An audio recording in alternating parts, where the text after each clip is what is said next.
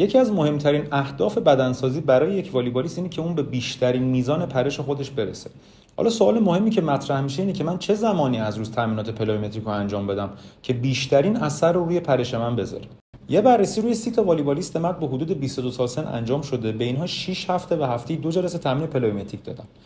به 3 تا گروه تقسیمشون کردن. گروه اول تمرینات رو توی شیفت صبح انجام دادن، گروه دوم توی شیفت عصر و گروه سوم به عنوان گروه کنترل در نظر گرفته شدن. بعد از 6 هفته هر دو تا گروه توی 10 تا فاکتوری که مورد بررسی قرار گرفته پیشرفت معنادار داشتن. اما مورد جالب این که گروهی که تمرینات پلومتریک رو توی شیفت صبح انجام دادن توی 3 تا فاکتوری که اتفاقا توی رشته والیبال برامون خیلی اهمیت بالایی داره پیشرفت بهتری رو تجربه کردن.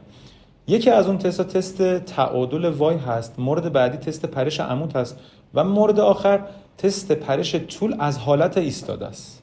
اما نکته مهم این که گروهی که تمرینات توی شیفت بعد از ظهر انجام دادن توی دوی سرعت پیشرفت بیشتری رو تجربه کردن و پیشنهاد محقق اینه که برای اینکه بیشترین تاثیر رو از این تمرینات بگیریم اونا رو هم توی شیفت صبح و هم توی شیفت بعد از ظهر انجام بدیم و بسنده نکنیم به اینکه فقط توی تمرینات بعد از ظهر از این تمرینات استفاده بکنیم.